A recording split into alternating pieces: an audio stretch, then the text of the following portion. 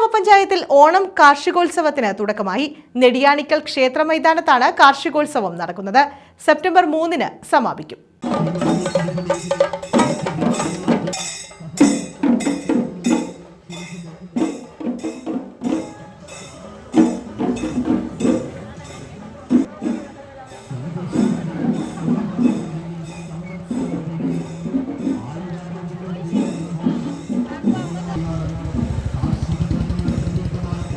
താമരക്കുളം ഗ്രാമപഞ്ചായത്തിലാണ് ഓണം കാർഷികോത്സവത്തിന് തുടക്കമായത്.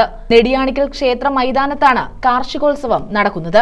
കൊടിക്കുന്നിൽ സുരേഷ് എം.പി. ഉദ്ഘാടനം നിർവഹിച്ചു. അതുകൂടാതെ തരിശുകിടക്കുന്ന ഭൂമിയിൽ കൃഷി ഇറക്കി അവിടെ പലതരത്തിലുള്ള കാർഷിക വിഭവങ്ങൾ ഉത്പാദിപ്പിച്ച് ഓണം അതുപോലെ മറ്റ് പെരുന്നാൾ അതുപോലെയുള്ള മറ്റ് ആഘോഷങ്ങൾക്ക് വരുമ്പോൾ അത് മാർക്കറ്റിൽ എത്തിച്ച് വിജയിക്കുവാനും നമ്മുടെ നാട്ടുകാർക്ക് മെച്ചപ്പെട്ട മികച്ച രീതിയിലുള്ള പച്ചക്കറി ആയിരുന്നാലും മറ്റ് കാർഷിക ഉൽപ്പന്നങ്ങളായിരുന്നാലും അവർക്ക് എത്തിച്ചു കൊടുക്കാൻ നമുക്ക് കഴിയും എന്നുള്ളതാണ്.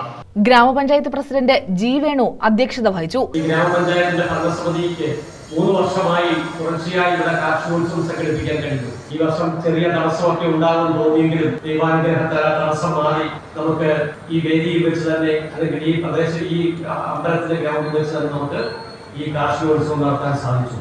സെക്രട്ടറി ജി മധു സ്വാഗതം പറഞ്ഞു. Vice president Shaija Ashokan, Suresh Kottavila, Shanthi Subhash, P B Harikumar, R Deepa, Deepa Jyothish, Mustafa Rawther, V Prakash, S Jamal, B Subhash, Sathi എന്നിവർ പങ്കെടുത്തു.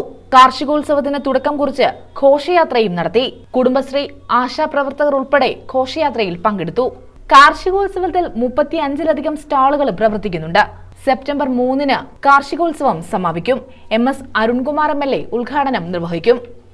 News bureau, Charummood.